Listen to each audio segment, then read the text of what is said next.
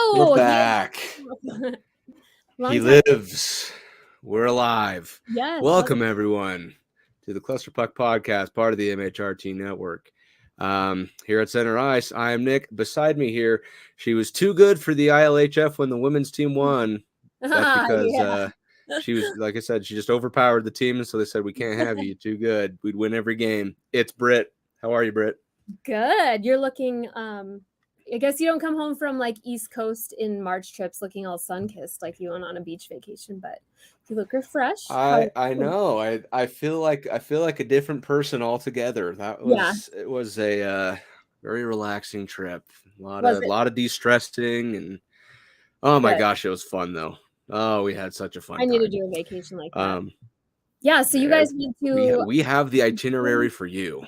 The Eiffel Tower, the Eiffel Tower. Statue of Liberty. That's the other New York. Yeah, everything looked beautiful. It looks like you guys had good weather for most of your outdoor stuff too. I'm jealous. We did. It started at about 56 degrees, but by the time Friday rolled around for the Yankee game, it was about 85 degrees outside. So yeah, it got hot in a flash. So yeah, needless to say, it was quite the mood swing, but in the good way. Because I'm sick of because I'm obviously back here in Utah now, and it's like flooding. Everything's beginning to flood. Do you guys have that would worry me so much with my house, but I also have the world's worst luck, so no, you're good. Luckily, I don't think we're in a flood zone. We've checked all of our flood maps just because our snowpack here in Utah has gotten so bad. Like our ski resorts have broken records that have stood since 1983. Wow. We've got over 850 inches of snow in some of those. Wow. So if it gets too hot too fast, which it's kind of starting to do, we're in for a treat. So just keep praying for us that it doesn't get too hot too fast. But good to be back though. I missed not having to do an episode last week, and I know it was a lot of fun. And I ended up getting an eye infection, so I'm just here doing my regular. Some medical concerns and some scheduled conflicts, but guess what? The worst that happens is you wait till next week, and that's it. But the thing is, honestly, I mean, if we just go right into it, let's do it. The games last week were just there was really not that much to talk about. We played Anaheim, San Jose. It was just the only game that mattered in that time was probably we played the Kings, and we did end up winning 4-3. I'd say out of that week playing against those crappy teams, really the only important thing that came through was we had an overtime win, and we saw some good depth stuff. We saw people like Malgin, Newton. We saw Hunt scored a goal. Who else do we have? Myers got a couple goals. Myers has like doubled his goals for his career. All of a sudden, he's like, I'll take the chance. I'll take the chance when you give it to me. It was pretty boring. We just about dropped one. Was that on Anaheim or was that the Sharks? One of them, we just about dropped a game, and that was not cool. I mean, there were a couple of them that we almost just crapped away. I want to say that was the Anaheim game that we went.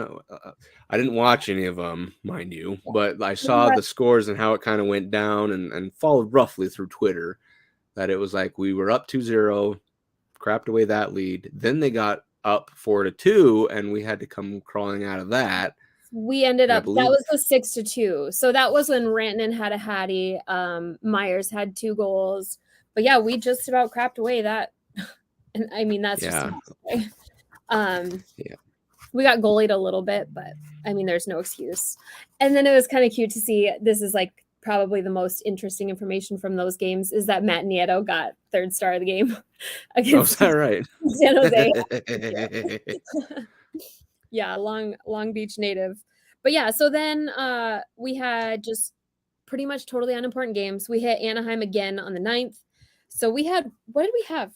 2 Anaheim games, 2 San Jose, or maybe opposite. So last we did, it was Anaheim.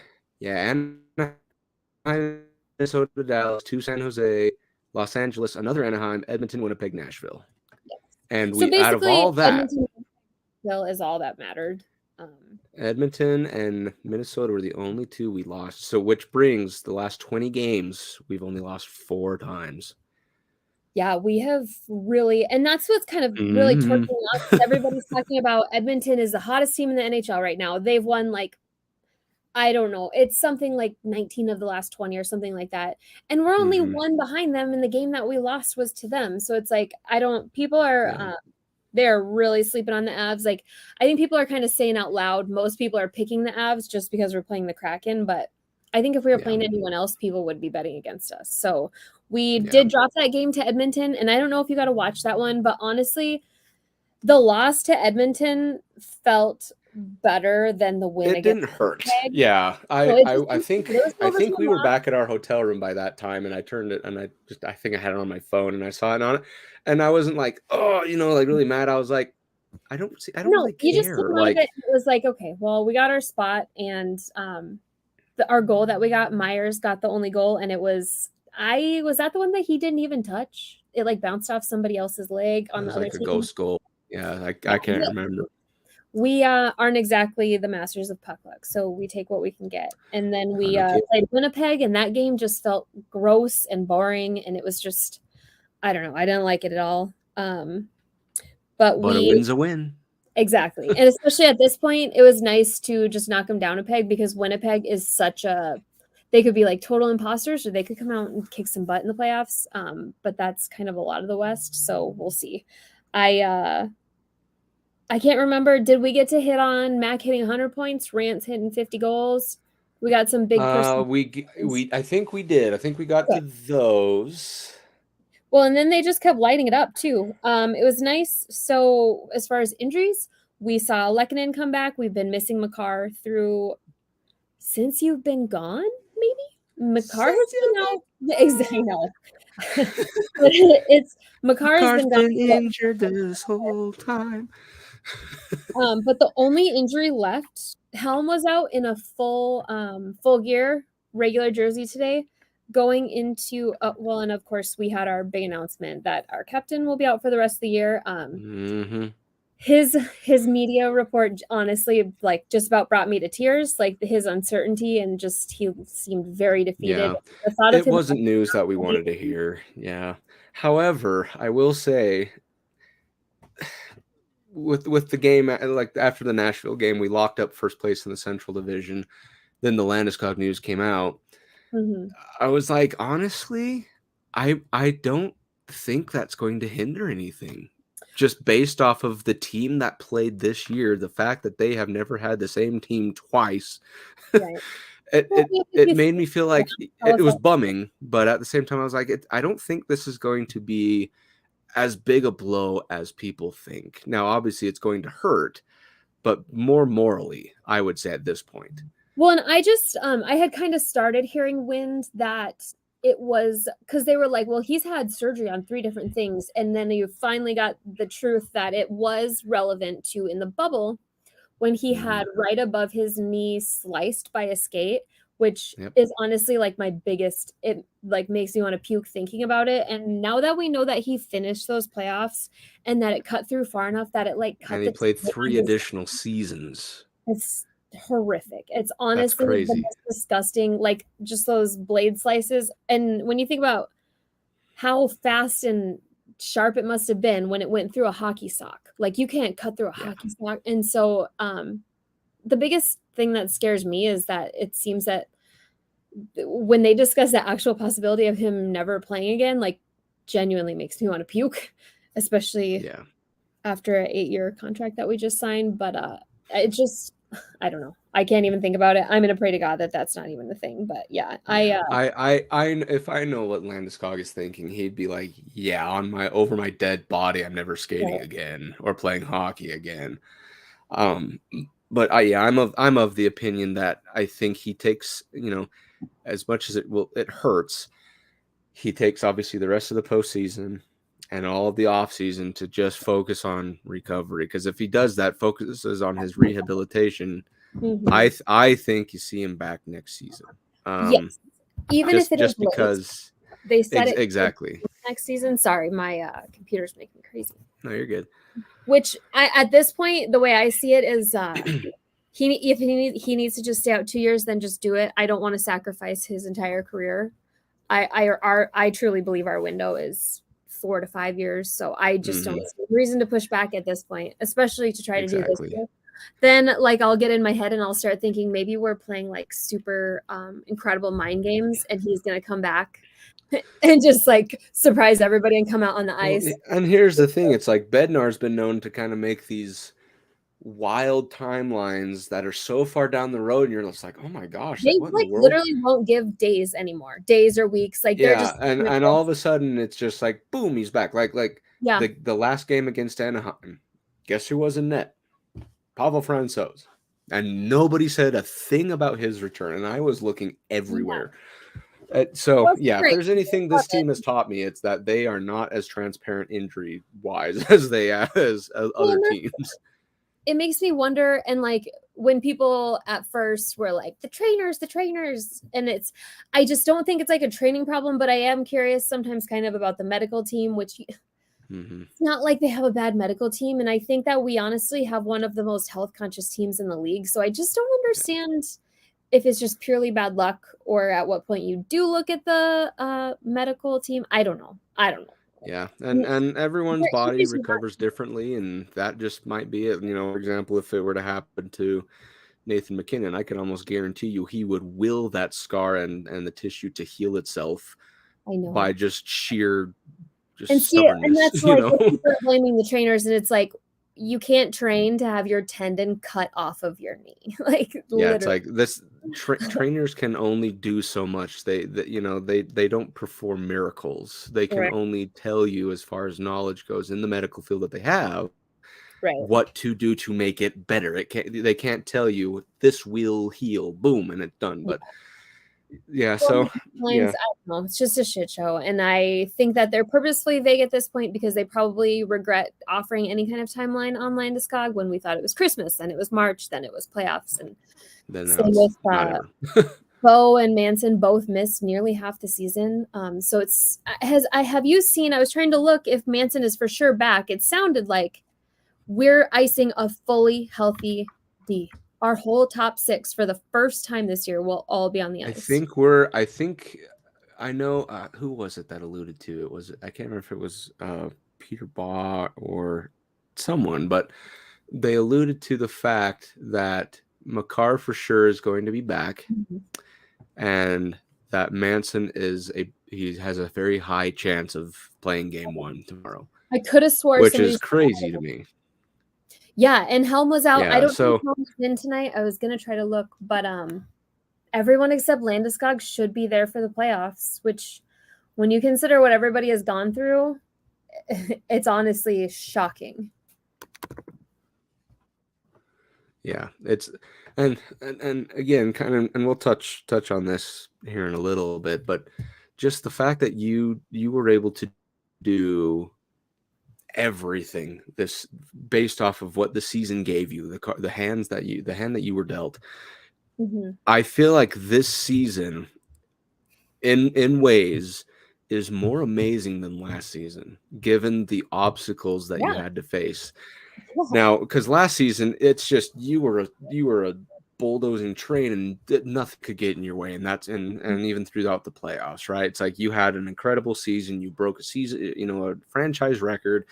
Obviously good was going to come of that, but with this one it just felt like there was an obstacle every single game, and kudos to Bednar and the Avalanche squad that they would outplay problems, essentially their own problems, not the teams they were facing per se, but just the problems that the team internally was having. So in a lot of ways, I think like the will of this team to go from outside the playoffs halfway through the season to first place in the division. What were they down, like 14 points at some point in a matter of 14 behind Dallas, and it's incredible.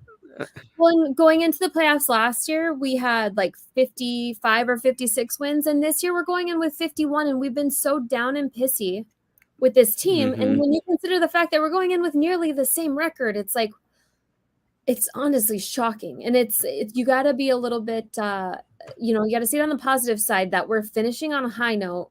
So hopefully we can just go in hot, instead of we didn't peak early and then come out slow. So I hope so. It's definitely a whole different. It's not.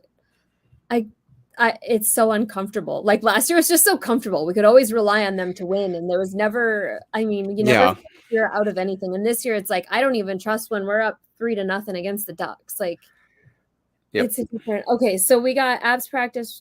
Rodriguez. Was Malgin in for concussion protocol? Is that what happened the other night? I don't know actually. This is the first time I'm seeing this. So, well, and it's interesting that this is brought up because I know there's a lot of people that still think that we would have been better off with Kemper. I know. I was going to tell you again, on so I could internet fight him over it. but the biggest thing that I've recognized in this season is that, yeah, Georgiev is a very good goalie. And here's the thing is the numbers don't lie. And again, it's obviously you didn't have, if you're going apples to apples, yeah, you didn't have as good as a season, but that's as a team, right? Mm-hmm. If you're going for goalie play, you, in my opinion, you got a equal to, if not better, goalie in Georgiev. Well, they finished with nearly identical stats. I don't know if you saw that thing that was posted, but did. Literally nearly identical, like number for number. But this is like playing Pee-wees versus high school. Like he's playing with a Pee-wee team against a high school. Like it's not been the same. Yeah, and you have to take into consideration the season that happened. He had basically a bunch of AHLers in front of him for a good chunk of the season, and he was still able to pull 40 wins on the season, which is tied with Olmark, as Avatar alludes to. Played this season. I think he has. If it wasn't for Sorokin late in the season, he would have been tied for first in shutouts. So that's a very wide sample size. That's proof. I think so. Hellebuck has played, but he's at 62. So you've got Sorokin, Ottinger, basically all the guys that people talk about relentlessly. He's doing the exact same thing and not being talked about at all. It's mad. So. And so that's the thing is you cannot trust Georgiev all you want. That's your opinion. I understand that you have your own reasons that you see. But as for me, I see the numbers and those numbers do not lie. That gives me all the more reason to bring more confidence with Georgiev into the rest of the postseason. Because looking at the possible matchups, and we'll share our Stanley Cup predictions here just in a moment, but that to me tells me that Georgiev is up for any team that we face. Yeah, be it Seattle in this round one, or I think he's going to up his game. I think he's only going to get better from here. Yes, because it's something about those Russian goalies. Because Varlamov did this from time to time. They would step up under pressure when it really came down to things. So I would definitely say my expectation, based off of what I've seen, is Georgiev will rise to the occasion. I truly believe he will. Honestly, if we make it far, he may go down as like Conn Smythe, and I'm not being facetious at all, because that's what it's going to take. Frankly, that's really what it's going to take. Because we didn't have to do that last year. Yes, because all things considered, he didn't have the team that last year gave to Darcy Kemper, which the team made him look great. He had to shine with the team. He had to be dull with the team, right? He went through both ups and downs, but just his first season as a full-on starter, you lose 5 less games than your Stanley Cup winning season last year. That's not incredible. A historic season, and mind you, you still get first in the division. I know. Granted, it took until the very last game. Yeah. So I would definitely say Georgiev and our goaltending is ready. Yeah, that's not my concern. I think my biggest concern in this playoffs is skaters' health. Yeah. Yeah. Because that was something that obviously Georgiev had to face, and he stepped up in a good number of times. Yeah, he had a lot of bad games, but every goalie does. You know what I mean? So, I think, and if it were up to me, my 3 picks for the Vezina Trophy is Sorokin, Olmark, and Georgiev. Yep. I know Hellebuck is the easy pick, and I understand there's a lot of reason to do that, and I can totally agree with you. But all things considered, with what happened to the Avalanche team, I throw Georgiev into that third spot. I do too. And I don't really care if it seems biased, but when you consider he's had a rotating carousel of AHL defensemen in front of him at any given night, no. Like, I don't know. There just has to be a little more depth in how you look at it versus like other than just like how many shots did you take and stop. And on paper, Winnipeg should be a phenomenal team. So it just really, I don't know. I truly they're lucky they squeaked into the playoffs, because if they didn't, you betcha that Rick Bowness would be I know out of there. I still can't even believe it. Even then, I'm not entirely sure his career safety is as safe as they think, because they made the playoffs. Especially because that's one of the ones that like I'm curious if they'll just get punted like right away, but I also don't want them to, because I don't want Vegas feeling that hot. So I don't know. I keep going back and forth. Yeah. But Winnipeg should be better than they are. Like Winnipeg and Vancouver are those two teams that it's like, why are you guys not winning cups yet? Because you have the people to be good, and I know it's all just about the pieces actually fitting together, but for some reason can't seem to do it. I don't know why. But with the regular season coming to a close, there is one question that Clayton says: which player surprised you guys the most this year? And we'll talk about just regular season, obviously, with that being done, and then we'll obviously now talk about the postseason after that. But for me, and this has been the most fun, there's two. Honorable mention, first of all, is Alexander Georgiev that we alluded to. I was very impressed with him, really liked his game. The two that impressed me and surprised me the most, first is Mikko Rantanen. You know he's good. Like that's not the question. It was, you didn't know he was that good, because he surpassed, what did he finish with? 56 goals on the season, over 100 points. He had a breakout season for the He did exactly what we've been saying for so long, that he could do this if he would just do it, and if he just did it. Exactly. It's like, just do it. You know you can. Stop prospecting and go score goals. And now he's just like putting empty netters bar down. Like it's crazy. Mm-hmm. He's grown so much, which part of me is like, don't grow too much. Like, we don't need you to be leaving and becoming a captain somewhere else. But exactly, you've seen so much growth from him in the last 5 months, just from who he was, even from the Stanley Cup Finals last year. Like it's really been a pleasure to watch him grow. It really has, because he's the one guy that's been healthy the entire season. I don't know if he's missed a game, or maybe if he did, 2, maybe 3, like not a lot. So he was, and you have to this year, he was the rock.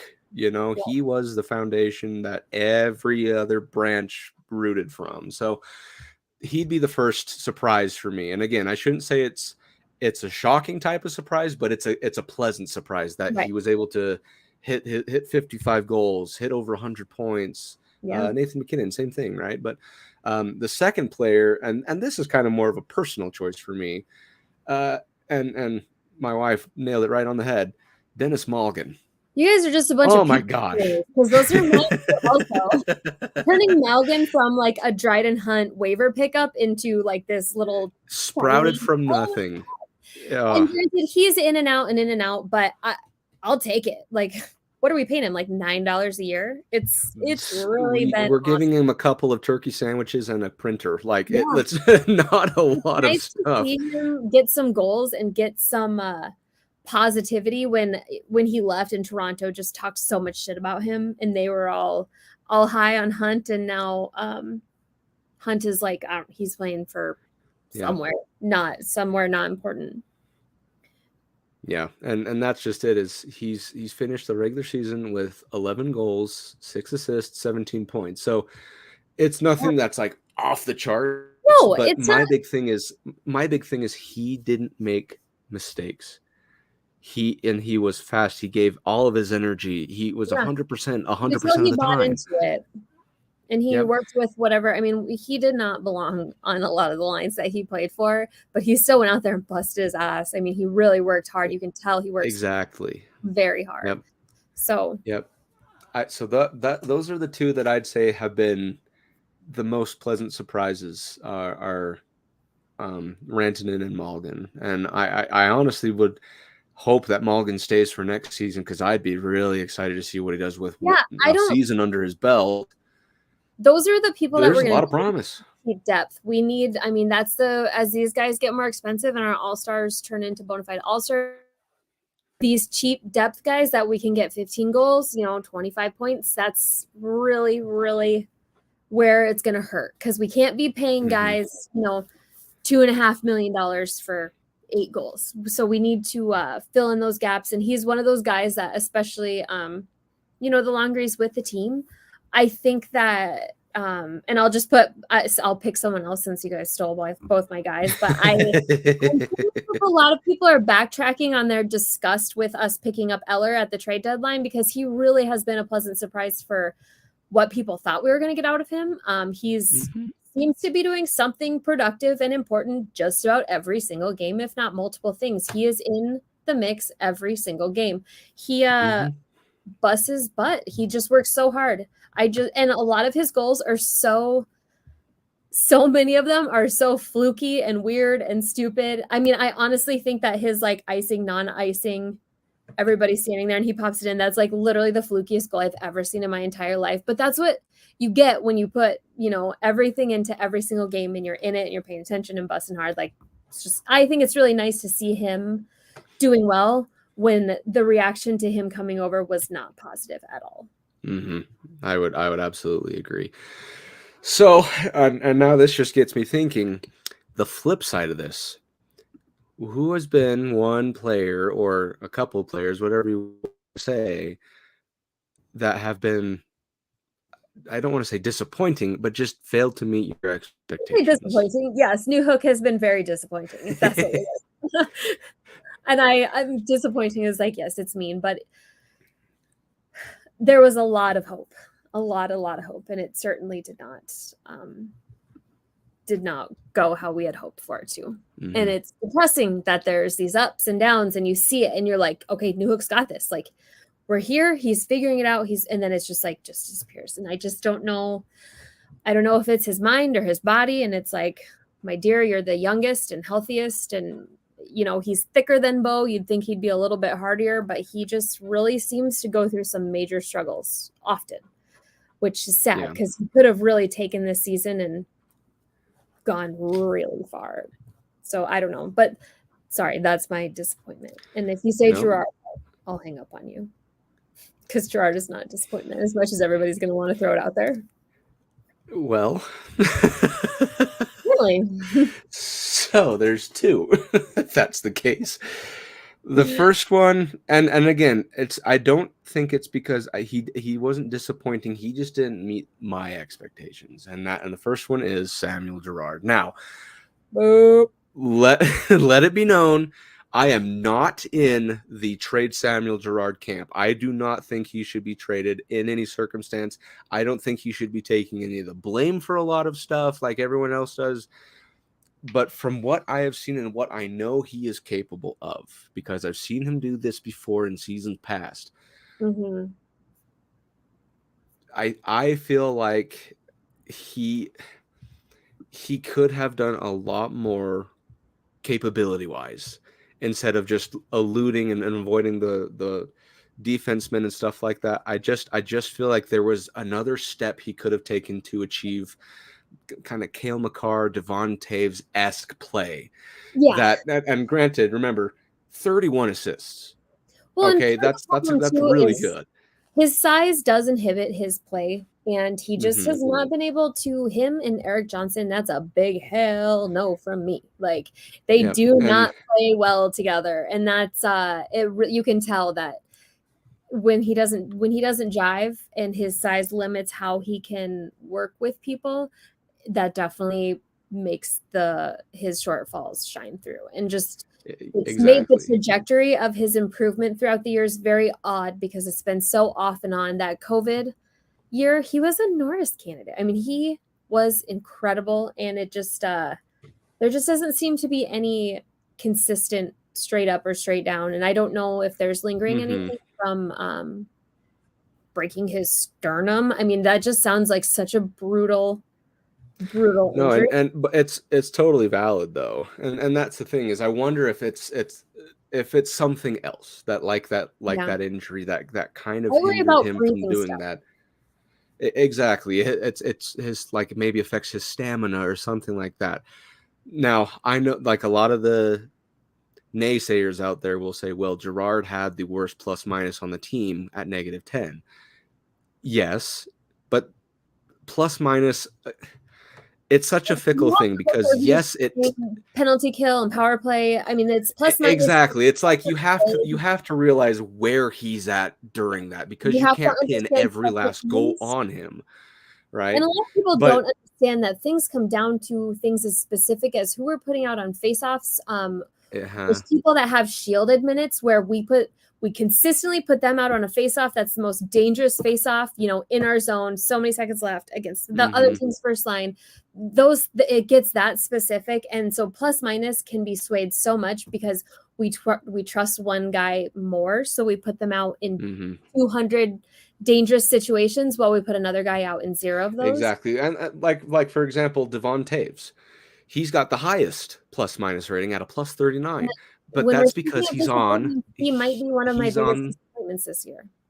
Is that right? Oh, he looks better than Sam Gerard. It just felt lackluster from him, mostly in his offensive contributions, but also like there's been so many times where Makar and Taves have given up some of the most egregious turnovers that have led directly to.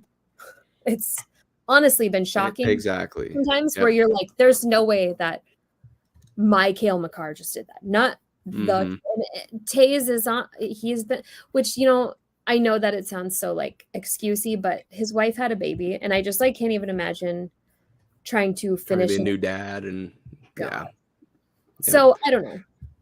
Yeah. So Gerard, I would say, is one. The second on my satisfaction list. Yeah, the second one that I was going to say, and you mentioned it, was Eric Johnson. It just seems like for the price you're paying for him, you would expect some more production.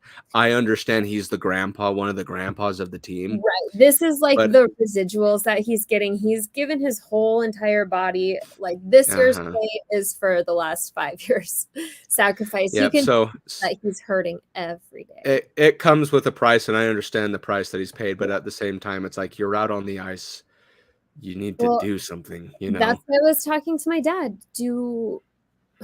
Okay, so when we have Makar back, so we've got Johnson.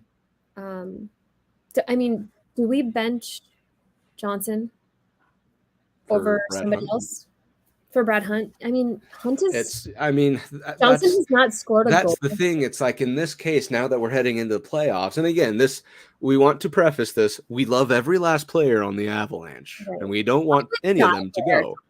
Oh, I would take a bullet for that man. And to me, that's probably why they don't, is because he is a heartbeat of that team. He is the original OG, like been here through the 48 points. Exactly. That's why I think it won't happen, but. Should it probably? So let's preface that first. We're not just because we say we've been disappointed because he hasn't met our expectations does not mean we don't like them. We're getting that out first. Best case scenario, he gets hurt at the beginning of the playoffs. And mind you, we have an entire playoff to see what happens, right? Because it could just be all of a sudden it's the Sam Gerard show. You never know. Right, like look at JT Comfort last year. Guy was nowhere to be found the entire regular season. We should have mentioned him for the biggest surprise. And then postseason, he just. Well, the reason I don't put him in the surprise is because it's a contract year. Naturally, he'd want to do better. That's true. But I mean, when you consider between Rantanen and JT Comfort, I mean, they're almost accounting for like Berkey and Kadri missing points. I mean, it's very close. The people on. I mean, it's been very, very, very good timing for him to do that. But unfortunately, he probably is also pricing himself out of being on our team next year. I'm curious, do you prioritize Rodriguez over Comfer if we can get Rodriguez cheap? Because Comfer's not going to play like this next year. Rantanen may, though. Rantanen's got 2 years left. So ideally, he should be relatively consistent until his contract year. That's just it, because I know Rodriguez could have done so much more had he played a lot more games.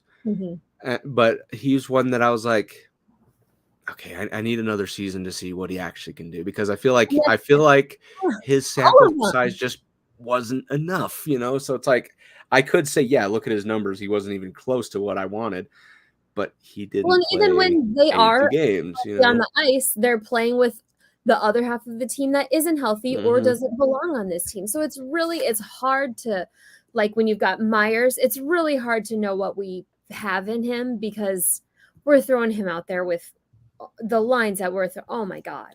And it's just same with, like, when you consider Rodriguez, Myers, who else did we get out here? Who am I trying to think of? Who's been up and down? Well, is Galchenyuk like gone for good? Are they ever going to pull him up again? Who knows? But it's just, it was a bad year to get a shot to do stuff. And even, like, I get super pissy about Newhook, but, like, also not really a fair year when your second line is, like, not, especially through the beginning of the year. It had to be so exhausting mentally for these guys. And it was not a good time to get your shot. So hopefully next year they can actually, do well with a real team, but we'll see. Yeah. So that's to be determined. But all that aside, I think as far as the regular season goes, I would say it was a success. Absolutely.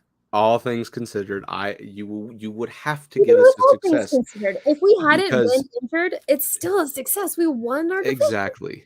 Yep. And then when you considered, it's like, holy cow, that's incredible. Yep. So all the success ultimately leads to that last Nashville game where Nathan MacKinnon grabs a hat trick on the way to a victory, securing first place in the Central Division. And now here we are, postseason, and we face the Seattle Kraken. So was that your ideal matchup, or what would you have considered our ideal matchup? I did not want to play the Kraken because they're a fun team and I like watching them, and I'm like, I wanted the Kraken to go far, Every game is at like 9 o'clock. I don't like. I wished that we either played Winnipeg, or someone like Nashville or something like that, but I still wanted Seattle to make it, but that's how the cards fell, right? Yeah. So here we sit. Let's see. How many points did we end up finishing with? Because I had it and then I forgot. 109. Got it? I think so. I believe that's what it was. That's only 10 points away from, or 11 points away from your record-breaking season, right? So all things considered, you did just fine, right?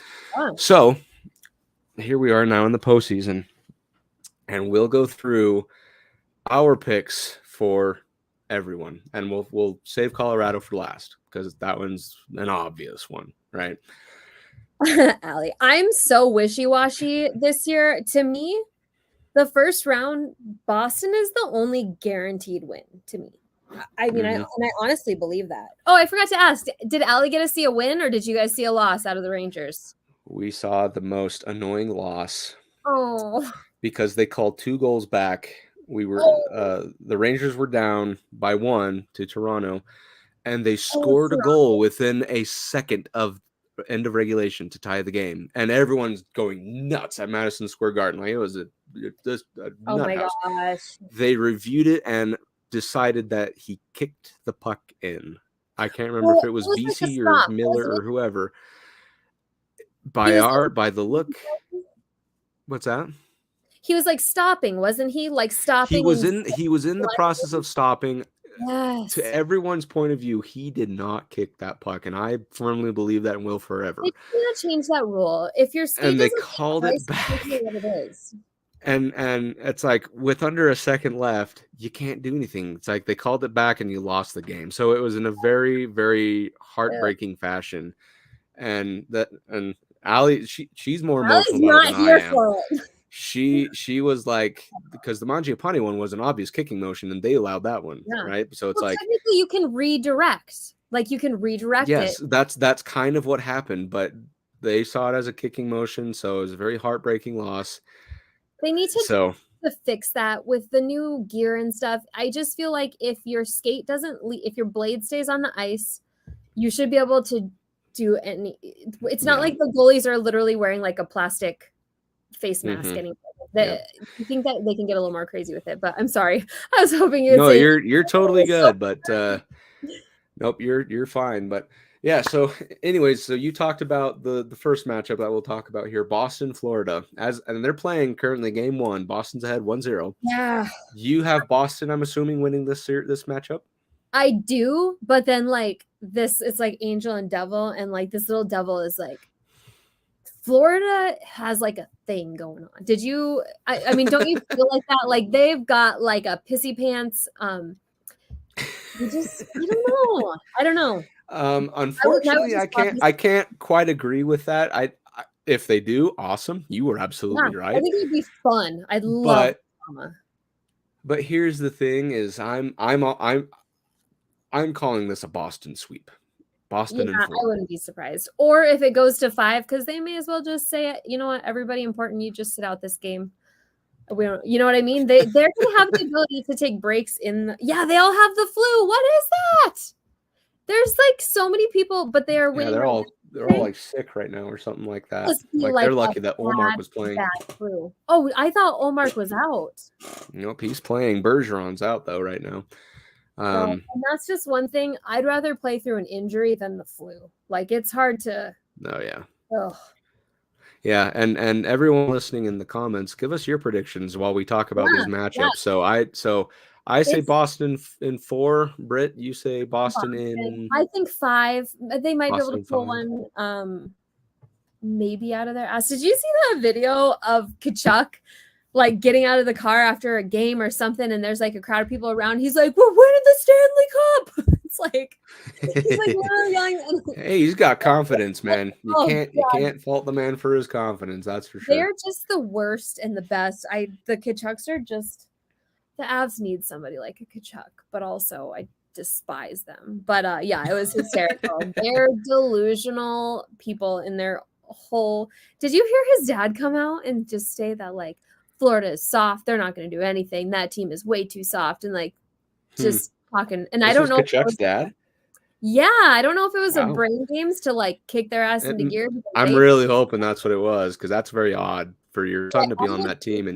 But that family has got to be just such a bunch of assholes to each other. Can you imagine all those all that testosterone at Christmas? Oh, no kidding. I couldn't even begin to imagine. But okay, next matchup. And this is also one that's going on right now. Carolina and New York Islanders. Yeah. Who do you think? I want New York. Yeah. I really do. But I just think they don't have what it takes to overpower Carolina. So I'm going to say Carolina in 6. Yeah, and I've gone back and forth because Islanders have that like quiet, boring, awful game. But their goaltending is next level. And Hurricanes don't really score that much. So if they don't score on a goalie that's hard to score on, they could very well be like, but right now they've got 26 shots. Islanders have 17. I think that this series is going to be pretty boring. I think the Islanders are really boring, and Carolina has just been relatively uneventful this year. But I think Hurricanes, and I think it'll be like a 6 or 7, because I don't think either one of those teams could or would catch fire. If either one of them, whichever one wins, I think they'll be punted. Yeah, I think the X factor in that series is going to be Ilya Sorokin. Because if he all of a sudden goes God mode, it's Islanders in 7 or even 6. Did you hear Horvat's comment on the bench? They're like, "How does it feel something like the playoff atmosphere in this rink, and Horvat said something to the extent of, well, it's better than Vancouver. And this was like a mic interview in front of the whole stadium of people like posting. He said it's better than Vancouver, and he got a bunch of shit. But honestly, it was absolutely hysterical. Well, he wasn't upset about that trade at all. I love it. Yes, I love it's nice to see these NHL players getting a little bit of personality because God, it is, because it just seems like a lot of the time when they make interviews, their first, I think we even talked about this on one of the episodes a few months back, where their only response is, yeah, just we got to play better. We got to focus on our game. And it's just very vanilla answers. And it's like, oh my gosh, make a comment that's going to catch some spice. You know, it's like, come on. Try harder. Yep. It's very canned. Very canned. And that's why I have, don't tell anyone, but I have like absolutely fallen in love with Brad Marchand this year, because I've realized that he's kind of... You what? I know. I saw that video where he took that guy's phone in the tunnel and like took it down and like recorded it. And I was like, the first time I watched it, I was like, that guy is such a jerk. I thought he was going to not give him his phone back. And then he brought it back to him. And I was like, okay, that was really sweet. And now since and then I heard the Bergeron interview, and like, I love him. I really do love him. But I just have fallen for Brad Marchand. I don't know. Okay, so it looks like we both go Carolina in about 6. Okay. Next matchup in the East, Tampa Bay and Toronto. Yes. I would love to never hear either one of these teams' names ever again. And I love Steve Dangle podcast, and I listen to Chris Anderson with Julian McKenzie. So it's my fault for listening to way too much like Canadian-based podcast stuff, but holy crap, like just Toronto, get past the first round, then get punted, and let's just be done with this, because there you go. They're going to be insufferable, and if they lose the first round, they're going to fire everyone, and we're just going to keep talking about them the whole freaking summer. Like, it's just, there's no good scenario where people shut the heck up about Toronto.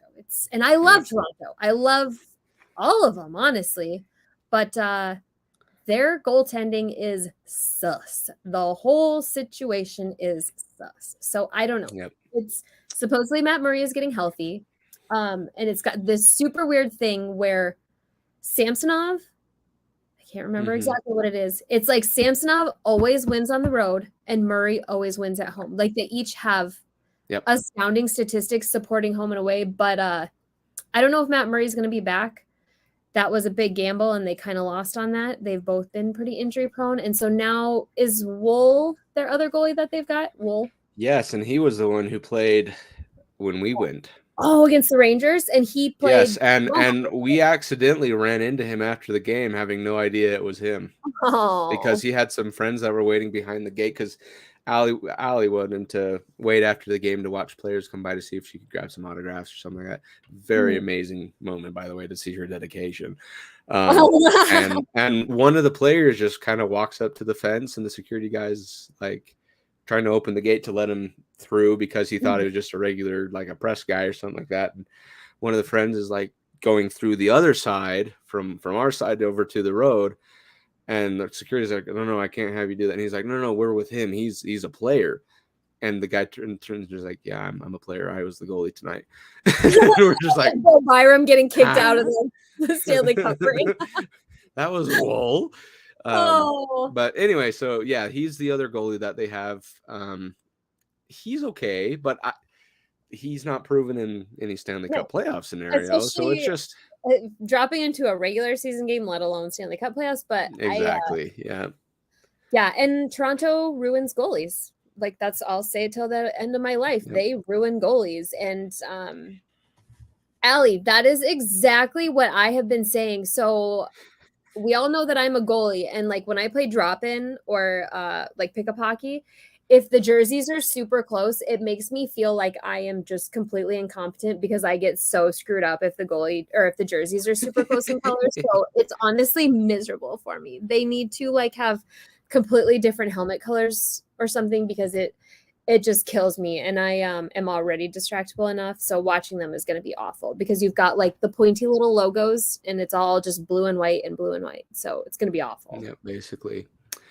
So in this series that I don't see Tampa as being the same teams that they were the last. I don't think anyone does. There's a very different vibe with them. So I think Toronto finally breaks its curse and they win the series in 7. See, I think 6. I think if they get to game 7, Toronto chokes. If they can win it by 6, then they're it's the most likely scenario, definitely. But yeah, if they could do it in 6, I'd love them forever. Again, makes me ill, but I really think that Toronto, if they don't do it, then they need to blow it all up because Tampa, Vasilevsky has come back down to earth.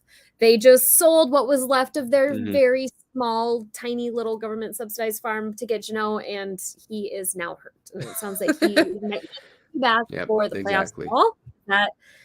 So that's tough because they needed to fill that. These guys have to be freaking exhausted when you think about Kucherov and Stamkos. Like they have to be exhausted.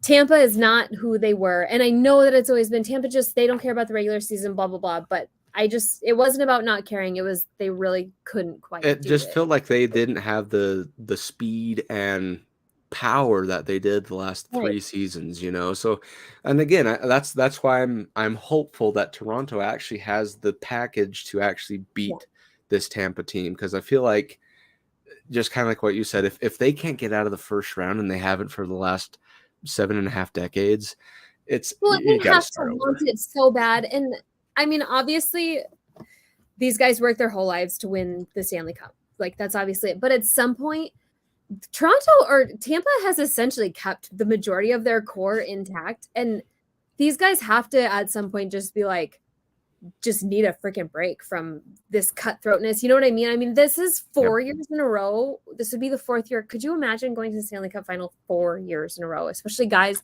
playing? What did Kucherov have like broken ribs and Stamkos came back after? It is physically taxing to do that. Yes. Just compounding, not letting anything heal before the next thing starts. So I truly think that this is the year that their want cannot be anywhere near Toronto's want. I mean, they have got to want it more. And if they don't, then they need to blow it up and they need to get Marner. They need to separate Marner and Matthews and get them somewhere that they can do something because it's absurd to waste them. Marner was so kind of like what Ali says, Matthews to Arizona. Yeah. Let him go back home. Oh my God. He's I think he loves the Toronto attention too much. He couldn't get nearly as much attention living in Arizona. That's the thing is Toronto's it's an original 6 team. It's the great Toronto Maple Leafs. Marner does not. You can't pick a better team to want to play as far as the market and the fan base. Toronto, I think, has the biggest fan base in the league, so it's for sure. But also one of the most, but he loves it. Also very true. It takes a very special person to handle that. And that's why you see Mitch Marner going through mental breakdowns over the Toronto media. Like, I don't think he's even allowed to do social media half the time. So I couldn't. And I think that that's part of the reason that goalies suffer there so greatly too, is because they let in a goal and the whole country turns on. It's absolutely insane. There you go. Last Eastern Conference matchup for this first round: New York and New Jersey, the Hudson River rivalry. I'm sure Ali would assume Rangers in 4, maybe even 3. Rangers in 3.5. Rangers in 2 3/4. But this one is going to be definitely the hardest one to predict, just because of the season that Jersey's had. It might be the best the power that New York has. Oh, I think Toronto last year. It's the best. The best one. Yep. Okay, Rangers. She says officially Rangers in 6.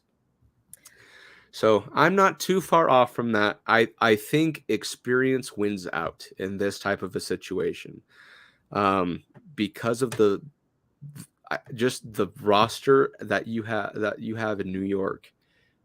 That's built for experience. That is something built to go deep into a playoff. And Shesterkin should be able to steal a couple games single-handed.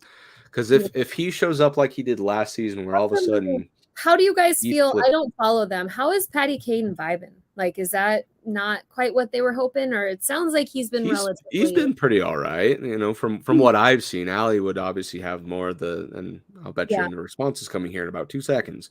But I think he's done okay. He hasn't like let down anyone as far as I'm aware. Because didn't he come out like score a goal and then just fall off? Tarasenko, no, it's about the same thing. He scored a few here and there.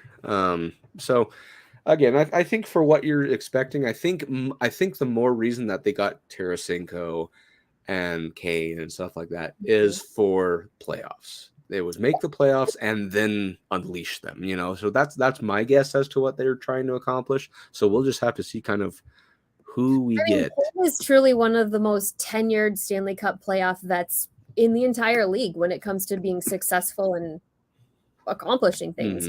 Is. Okay, so I gotta hit this really quick. Bruins are beating the Panthers 2-1, 12:33 left in the second. Panthers have 20 shots, Bruins have 10. So I don't know how good the Bruins offense is. They don't need that many shots. Pasternak, Marchand scored, and Kachuk has scored. So that's just a very odd face-off. Shocking that it's those three, though. Really. Yeah. Literally, no one's going to score the rest of the. But yeah, that is the shot thing is weird. Yeah, it's very different because usually Boston controls everything in the aspects of the game, shot totals to face-off percentage, you name it. They're so destined to just possibly go out and get annihilated, though. Like when you win the regular season by that much, it feels like it's kind of like it makes the hockey gods mad. I don't know. It feels really cursed. Well, when you break a league record that has been withstanding for who knows, I can't remember how long. You broke all kinds of records. Yeah, some it's either destined to take you to all the way to the cup or a ball of fire in the dumpster spiraling down at a rapid rate. Yeah, we'll just have to see what happens. Yeah, so I'll go. I'm basically on this one is tough. I think this one will go 6 or 7, no matter what. I think in the end, Rangers squeak out. Devils' goaltending situation isn't super ideal. I think they've got Blackwood and Vanacek. Is that their other goalie? Who have both been playing decent all season, but not phenomenal. I don't think that they're Steel Series kind of goalies like Shesterkin is. But I think that in the end, Rangers win in 6 or 7. Yep, I think about the same. My guess is Rangers in 7. It's going to be. I think it's going to be more of a blow for blow type situation where it's like you punch them in the mouth one game, they punch in the mouth the next game. Well, if you went one more game, a different team would probably exactly. Win. I don't see this game. Yep, I don't see this game going. Nobody ever has a 2-game lead. It's always 1, 1, 2, 2, 3, 3, and then whoever gets that 4th. Yep. So that's my guess. Okay, over to the West. First one, and up on the docket here tonight in about a half hour, Minnesota and Dallas. This one is the other tough matchup in my mind. Yeah. I don't even know who I want to win. That's just it. I don't want either of them to win. Right? How do we make them both lose? Exactly. So I'm going to say, for sake of the Avalanche playing them in the next round, I want to see Dallas in 7. I think that Dallas will ultimately. I don't think Minnesota's goaltending situation is sustainable. And Ottinger is the difference, I think, in these two. But also, because I want it to be, it's true, but I want it to be to a point where it's like last season, where Avalanche get through their series early, 4 or 5 games, take 2 days off. The other teams because that rest when they played St. Louis last year. Yeah. I don't even think they started Binnington. They knew it was going to be just like almost a scheduled loss, and sure enough, the Avalanche just beat the living what out of them that game 1. Well, are they going to be starting Fleury for the Wild? Like, is Fleury still technically the starter? I would have thought they would have started Gustafsson because he seemed to be the breadwinner for the regular season. So I would assume roll with him. So here's Fleury has the playoff experience. Minnesota won't reveal starting goalie. Dallas hopes late surge carries into postseason. So Minnesota sure does like to make their goalies fret in the postseason. It's really gross because that's how the whole falling out with Cam Talbot came. was them playing Fleury over him after Talbot played like a boss. And That's now true. he's just sucking it up. What is he in Ottawa? Ottawa, Buffalo, somewhere. Talbot, yeah, he's in Doing Ottawa. nothing. Well, he's been injured for Has he? Well, what's funny is Gustafsson's doing so good, and they didn't even want him. They were forced to take him because Talbot forced a trade on them. Remember when they were like, "We don't have to trade you; you're under contract." Because Talbot came out like, and his Talbot's wife kind of publicly came out too and said that they were mad because they started Fleury after Talbot went on a bender at the end of the regular season. Yeah, it's weird. So, okay, so yeah, but I mean, I love Fleury, but the more you dive deep into Fleury, he isn't like that much of a playoff goalie. Like he is, but also like he was about 6 years ago. Right. I mean, and the playoffs that he's gone through, he hasn't played like full playoff runs, you know. But if they were smart, I think they'd play Gustafsson. He's been so hot. The Wild have been so hot, which is, could you imagine being the Wild? And they went on like a 21 game, won like just 21 of the last 23 and still didn't get past us after winning 90% of the games after the New Year's, and they still didn't pass us. Like, how bad? But remember, at the beginning of the season, Fleury was playing awful and they revolted on him. They lost like 12 games in a row and they revolted and hated Fleury. And remember, somebody threw a jersey and Fleury said, "I deserved it." And they were mockingly cheering for him when he would make saves because he had a couple big, if you're a goaltender, 10 the goal type situations. But yeah, the goalies could be such a huge thing. And Wedgwood's not a slouch either. I mean, Wedgwood's decent, but Ottinger has played a lot of their games. And if Ottinger goes down, down goes Dallas. But I think Dallas will go through. There's just always something wrong with the Wild. I just don't think and it's going to be a long time coming for them. They probably got another 4 years before they can think about getting good again. But regardless, in this matchup, I do want it to go to 7. That is my ultimate dream, because they kill each other. Exactly. It's like, beat yourselves up, because that just makes it a lot easier for the Avalanche, assuming they beat the Kraken early, to just rest, and then game 1, maybe even the extent of game 2, just beat and beat and beat the living crap out of them. So Dallas in 7, my official guess. Yep. Los Angeles and Edmonton. This one's a rematch from last year. Yeah, which it was very close with a not. And it did go to 7. I see it being no different. The only difference, I should say, is that Los Angeles pulls it out in 7. I would love it. I would love to see the chaos and the absolute destruction of what do we do with Connor McDavid. We're ruining his life.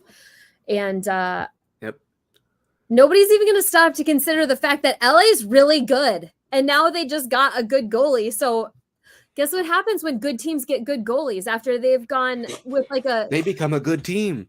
Yeah, it's crazy when your goalie stops a puck, how many games you can win, because you shouldn't have to win every game 7-5. Like, it's just, it's wild. I have a lot of faith in Jack Campbell. Is Stuart Skinner starting for Edmonton at this point? I know I go in so hard with goalies, but in the playoffs, it's 50-50 for them, because Skinner was like having this renaissance, or I guess not a renaissance as a rookie, but he was just having this surge. Right. And then all of a sudden, here comes Campbell that has a renaissance, and it's like, okay, so now who's your good guy? So I don't know if it's actually going to matter end of the day, just because I'm of the opinion that even though it's going to be a bloodbath in that particular series, again, I think it goes to 7. I think Los Angeles, I think they read their books and figured out Edmonton, especially during this regular season, even though I don't recall if they won if the season split was 2-2 or 3-0-1 or what. I can't remember exactly what, but I think they have enough of their reading done where they can figure out Edmonton and crack it piece by piece. Well, Edmonton's just not, they're not a playoff built team. There's playoff built teams and there's teams that aren't built for the playoffs. And I just don't, and that's don't get mad, but I kind of feel like the Rangers are kind of one of those teams too, that it's like they do the things in the regular season and then the playoffs just don't, the last few years anyways. But yeah, it's unfortunate that the Oilers have possibly the two best hockey players in the entire world on their team, and it just doesn't work. And that Darnell Nurse contract, has he done anything this year? Not that I'm aware of. He's been hurt quite a bit. I think he's back somewhat productive, but the Kings did lose. Okay, so Fiala is out, which he's been out, hasn't he? For a little bit, yeah. Oilers and Kings split it 2-2. Edmonton won the final 2 games, and LA won the 2 earlier games. Yes. So, yeah, it should. I mean, they should all be decent games. I would agree. But I think the Kings will do it. I think it'll be a long series too, because I think they'll trade back. That's exactly it. I feel like this one, where I think Minnesota and Dallas is, even though it went 7, it was a very snappy type of game. Had some zest and some zip to it. I feel like Edmonton and Los Angeles, they're going to play it more like a chess game. It's going to be a lot more strategic. Yep. Concise. I know it's hard to think that there's strategy involved in hockey, but it will feel more like a outmaneuver, your move type situation in that game. But I think ultimately Los Angeles gets the last laugh. So, well, it's interesting. They're all playing with all new goalies. They're not seeing any of the same goalies that they saw in that. I know, isn't that wild? It's so crazy. That's nuts. Next matchup. Vegas and Winnipeg. I just want Winnipeg to win because screw Vegas. To be concise, I have Vegas sweeping Winnipeg. Gross. I feel like it's probably what's going to happen, but I really don't want it to, because Vegas is one of those teams you don't want them to get feeling sexy. And that's my thing, is I feel like there's just such a huge thing is when you let a team. I'm a big believer in momentum, and I know some people don't, but I know how I play. And how I feel and how you play when you're feeling yourself, even if you could play the same team at the same time, same situation. If you're feeling good, you're playing good. It's just, but that's Allie. There it is. That's, to me, Hellebuck wins it for them or he doesn't. And that's and then what it is. That's what their season has been. That's just what it's going to be. Yeah, but I think eventually Vegas will win. I think 5. I think that Winnipeg maybe makes one. Hellebuck will have one big, huge game, and maybe even the first or second game, so that people are the Jets might do this, and then I think it just kind of what we did with Vegas. Yeah, I think Vegas. Yeah, like I said, I see a sweep just because Winnipeg was struggling just to get into the playoffs. Yeah, and I just don't see their cap hit is at 98,000 or 98 million in an 80,000. Yeah, they're a different team, that's for sure. Is I believe so. Brossoit is who you anticipate as a starter, I think. Yeah, and that's the thing. It's I feel like with Vegas's firepower, they're kind of on cruise control, regardless of who was in net. Honestly, well, they got back miraculously. The broken back man who is never going to play hockey again. So we got to spend all this money is back. It's super cool. Just your run-of-the-mill long-term IR loophole. Nothing to see here, folks. Nothing to see here. 98 million. Yeah, they're just outrageously over the number. So again, I similar to the Boston one, I just don't see it being much of a competition. Now let it be known, surprises happen. That's the beauty of hockey. We can just guess because nothing is set in stone. But just based off what I've seen and kind of keeping track of everything, it just feels like Vegas is too strong for them. They'll overpower them quick and basically rip the Band-Aid off and be done with it. 26 game point drought. Come on, dude. Yeah. You can't. I mean, wouldn't you consider Blake Wheeler as the heart of the team? And they had. Well, it was before they took the C off of his chest. Oh, that's so nice. But that made him play better, don't you think? I don't know, man. I would I'm a crier, so I'd probably definitely cry. But then it would be really hard to swallow your pride when you were how long was he the captain? He was the captain for 4 years. He was full of a lot of interesting characters because I think Dubois, to some extent, is a bit of a crybaby. You know, I think he's a bit of a diva. Shifley had a huge scoring. What am I looking for? Drought also. And then I'm positive, I don't know if you saw the game, but Nemesnikov had to have broken his butt when he hit the net in our game. Did you see that? He went down and like full blown. Oh yeah, you got to look that up. He is like 2 inches shorter. He hit. Yeah, you just got to look it up. But he has got to be hurting for a while. That was a gnarly. I believe it. They're just a very interesting team. I don't know. But it is curious. Eichel has never played in the playoffs, and I think that he's kind of a head case. So he's either gonna kill it or he's going to not. He killed. And that's what essentially. That it's like the Binningtons. It's like you're either phenomenal or you're just crashing and burning with all of you. So it'll be curious. It'll be interesting. I think Vegas will win for sure. Okay, last matchup. Save the best for last, obviously. The Seattle Kraken against your Colorado Avalanche. Again, it's not the matchup I wanted because I like Seattle. They're a fun team. Right. However, I think this one goes.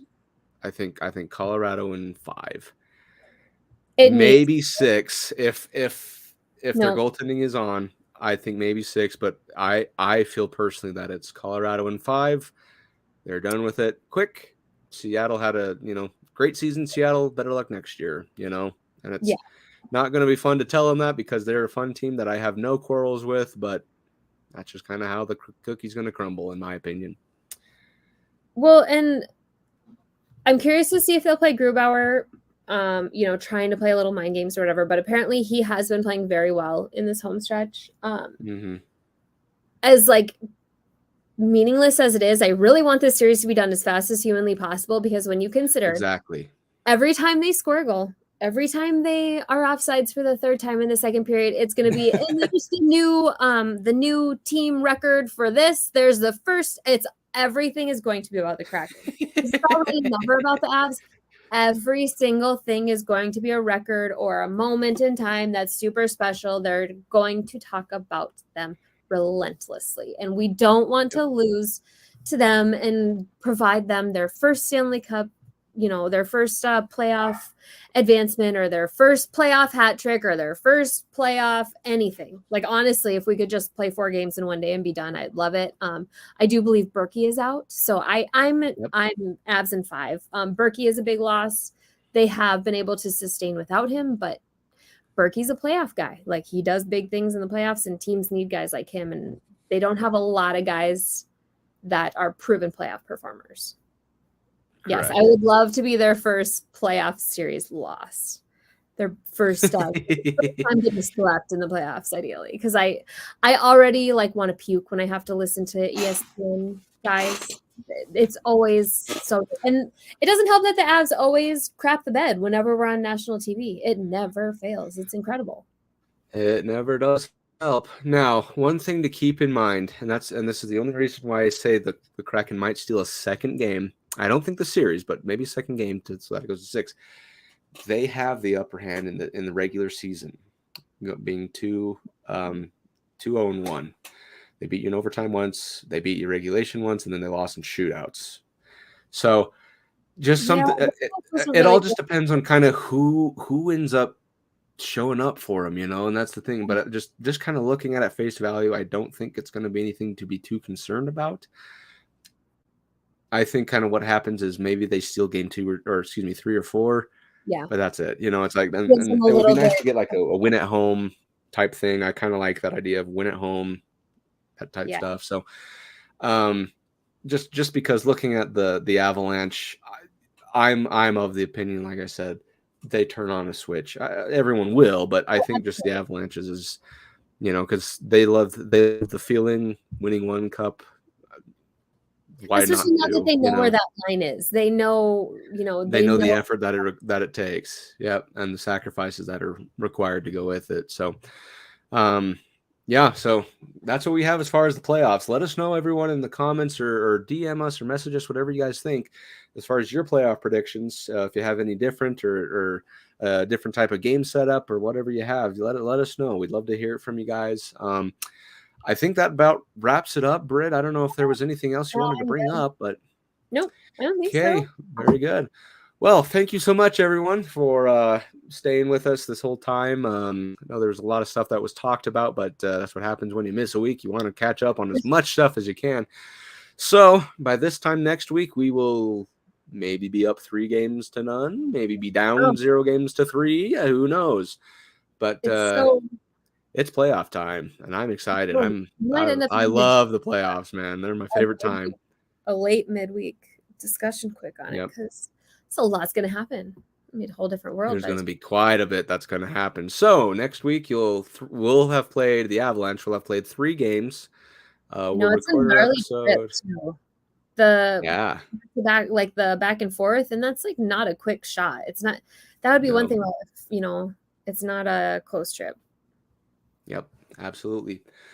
So we'll have to see what happens after these first 3 games before our next episode next week. We'll either be, like I said, up 3-0, down 0, up 2-1, down 2-1. We'll have to just see how it plays out. But like we said, thank you everybody for liking, subscribing, following us. We know that a lot of posting hasn't happened, obviously with vacation and stuff that happened, but we'll get right back to regular posting on our social media accounts and stuff like that. Everything should be back to normal. So if you do like what you see, don't forget to like and subscribe and follow the MHRT network so you can get notified when shows like the Cluster Puck go live.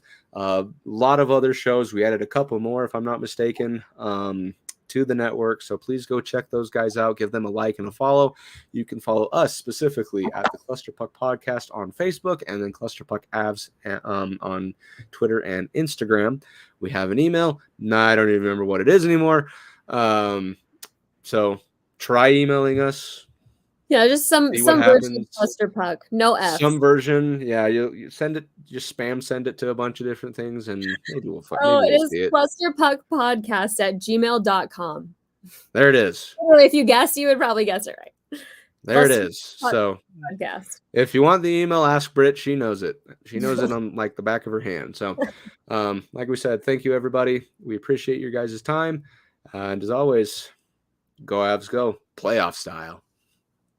Even when you feel low, you can still go. Even when you feel slow, you can still go.